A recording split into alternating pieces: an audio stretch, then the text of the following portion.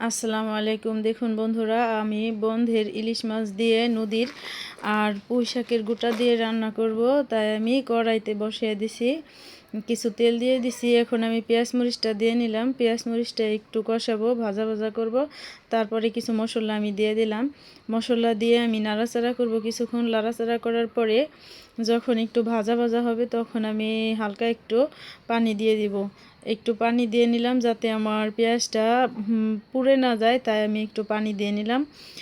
একটু কষিয়ে নিলাম। কষিয়ে নেওয়ার পরে এখন আমি মাছটা দিয়ে দিলাম।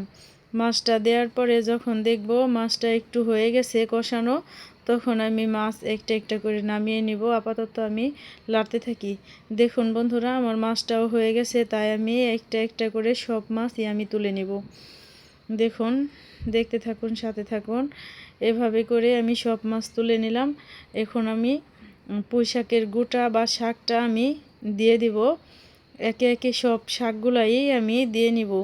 আপনারা ভিডিওটা দেখতে থাকুন, লাইক করবেন, সবাই কমেন্ট করবেন, ভালো থাকবেন, সবাই সুস্থ থাকবেন। দেখুন, আমি ঢাকা দিয়ে রাখছিলাম, এখন আমার শাকটা হাফ সিদ্ধ হয়ে গেছে। কিছুক্ষণ লাড়াচাড়া করব, লাড়াচাড়া করে যাতে পুড়ে না যায়, নিচে লেগে না যায়, তাই আমি লাড়াচাড়া করব। কিছুক্ষণের ভিতরে আমি একটু আবার ঢাকা দিয়ে রাখবো। ঢাকা দিয়ে রাখলাম। দেখুন, কয়েক মিনিট ঢাকা দিয়ে রাখার পরে এখন আমি ঢাকনাটা তুলে নিলাম। একটু লাড়াচাড়া করে দেখব এখন পুরোপুরি হয়ে গেছে। আমি এই এর ভিতরে একটু পানি দিয়ে নিলাম, কারণ আমি একটু ঝোল ঝোল রাখবো। অত ভাজা ভাজা করলে শাকটা ভালো লাগে না। মাছটা দিয়ে দিলাম। মাছটা যখন পানিটা বলক আসছে তখন আমি মাছটাও দিয়ে নিলাম।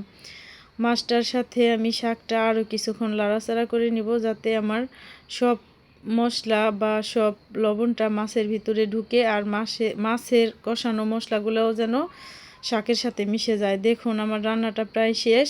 আপনারা ওইভাবে বানিয়ে খেয়ে দেখবেন। আল্লাহ হাফেজ। ভালো